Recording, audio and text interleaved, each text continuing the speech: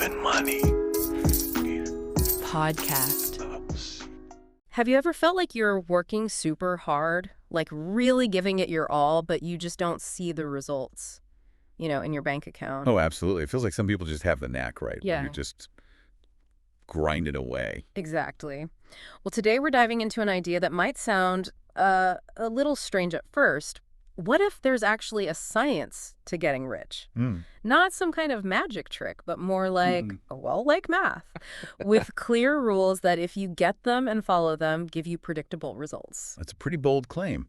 And it comes from a book that's, over a century old now, from 1910, called The Science of Getting Rich by Wattles. Right. You shared chapter 2 with us. And that's our goal today, isn't it? To really dig into the key ideas from that specific chapter. Yeah, exactly. But translate it, put it in today's language. Make it feel like we're just chatting about it here. Yo, boring summaries allowed. We're hunting for those moments that make you go, okay, I get it.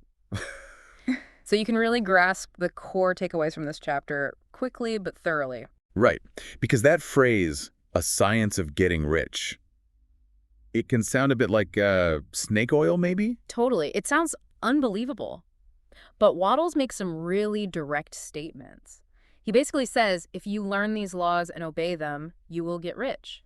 Like with mathematical certainty. It's a massive promise. So let's see what arguments he actually uses to back that up. And for you listening, maybe you're thinking, a science to getting rich? Come on. And, skepticism is totally fair here. Of course. But stick with us. Let's explore what Wattles was arguing, and maybe, just maybe, you'll find an idea that makes you think a little differently. Okay, so the very first thing Wattles puts on the table is that core idea. There's a science to getting rich. Right there, chapter heading almost. Pretty much. He insists there are specific laws governing how you acquire wealth, just like there are laws in algebra or arithmetic. That's the foundational point for everything else he says. It's a heavy statement, isn't it? Like saying if you follow the game rules perfectly, you're guaranteed to win. He's applying that logic to money. It's exactly that. For Wattles, having money and property isn't about luck or just being born into the right family. It's the direct result of doing things in a certain way. There it is. And that phrase, a certain way, that's really the heart of this chapter. Doing things in a certain way. Okay, let's lock that one in. So what does he say about this mysterious way? Well, he observes that people who do things this certain way end up getting rich. It doesn't matter if they do it intentionally or just stumble into it by accident. Interesting. And crucially, those who don't do things this way stay poor, no matter how hard they work or how smart they are. That connects right back to what we were saying at the start, doesn't it? You definitely know people who work incredibly hard but just don't seem to get ahead financially.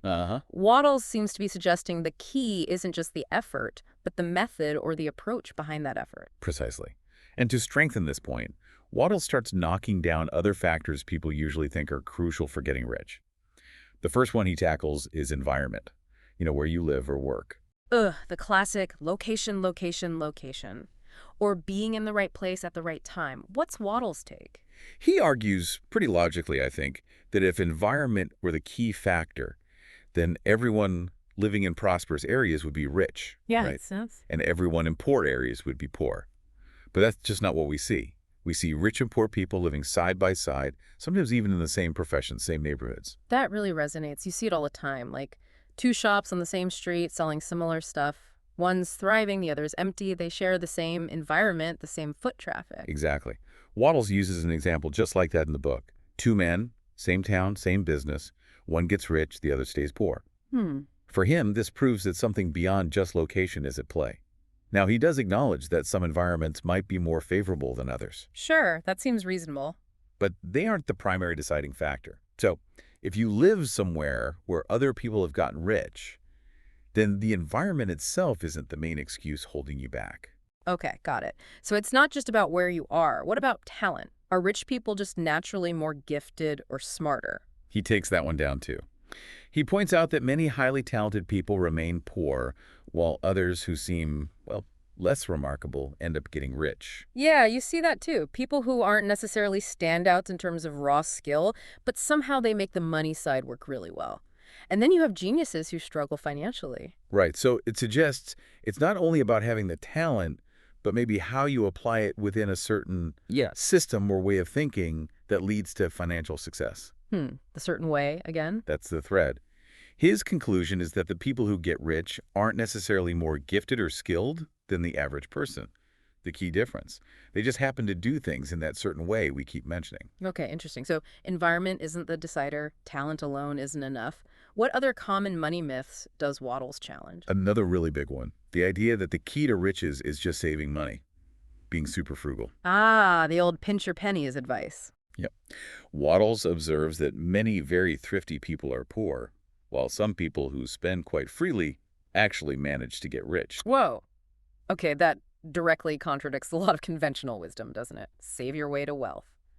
Is he saying saving is bad, or just that it's not the main engine for getting rich? He doesn't say saving is bad, not at all. Yeah. But he argues it's not the cause of getting rich in the first place. There's a different mechanism at work. I see. And then he tackles another angle. Is it about doing fundamentally different things than other people? Like, do you need a totally unique business idea? Right. Is radical innovation the only path? Not necessarily, according to Wattles. He points out that often within the same business, people do almost the exact same things day in, day out, yet one thrives and the other fails. That's powerful. So it's not just what actions you take. It's the manner in which you take them. That's the crucial distinction he keeps coming back to. The how, not just the what. That feels like a really key takeaway. It absolutely is.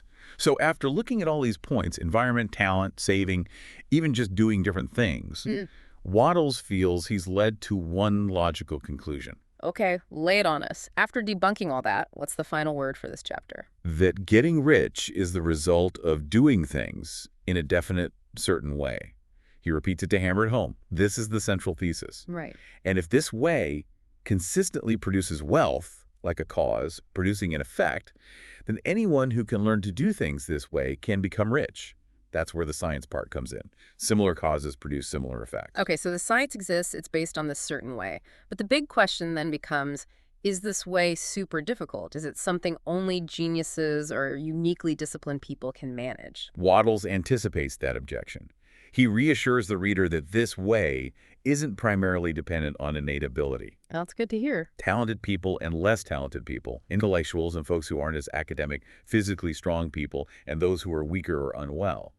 He says all can get rich using this method. So it sounds pretty accessible then. No huge barrier to entry based on who you are. The essential requirement, according to him, is just having enough basic ability to read and understand these ideas. If you can do that, you have what it takes to start. Wow, okay. That's quite empowering. He does circle back briefly to environment, acknowledging location matters to some extent. Like, obviously, you probably won't succeed selling fur coats in the Sahara Desert. Right, common sense applies. Physical context matters for opportunity. And he stresses you need to interact with other people. Business requires transactions. But the crucial point he makes is, if other people in your town or your state can get rich, then so can you. That kind of removes the "my area has no opportunities" excuse. Exactly. It puts the focus back on the individual's method, not just external circumstances. That is a motivating thought. And I assume he also touches on whether this is tied to specific types of businesses. Correct. He makes it clear that wealth creation happens in all sorts of businesses and professions. You see neighbors in the same line of work with vastly different financial outcomes. We've all seen that. Now, he does admit that personal fit helps. You'll likely do better in a business you enjoy and have some aptitude for where you can use your developed talents. Makes sense. Playing to your strengths. And local relevance matters too, like his example of selling ice cream in a warm climate versus a cold one. Sure, the ice cream example. But the fundamental truth, he insists, remains. Getting rich isn't about the specific business you choose, but about how you conduct that business. If others in your field, in your location, are succeeding and you're not, the difference lies in the method, that certain way. Okay. And the final really big hurdle for many people, what about starting capital? Do you need money to make money, according to Wattles' science? This is where he introduces an idea that feels a bit paradoxical at first. He states plainly, you do not need existing capital to begin getting rich by following this science. Really? No capital needed to start? He argues that while capital certainly makes growth easier and faster later on, the people who have significant capital are, by definition, already rich. They don't need this particular lesson. Huh.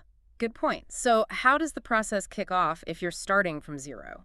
The process begins, he claims, simply by starting to do things in the certain way, right now, from wherever you are.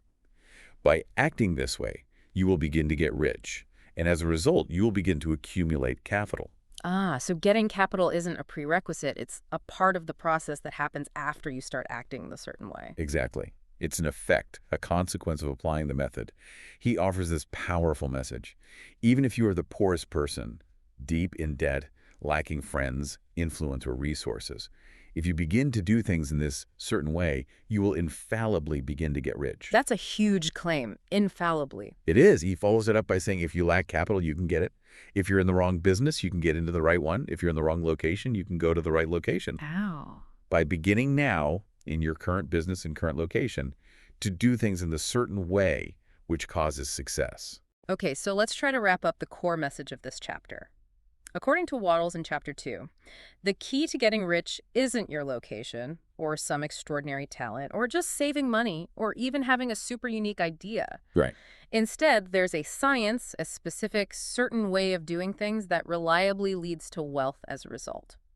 And crucially, this way is learnable and accessible to pretty much anyone, regardless of their starting point, even if they have zero capital right now. That's a great summary. Chapter 2 really lays the foundation by arguing that wealth isn't random or purely circumstantial. Oh. It challenges a lot of common assumptions and offers a perspective that feels much more, well, actionable, maybe even optimistic. The idea that it's a learnable science, something you can understand and apply, is incredibly potent, isn't it? Definitely.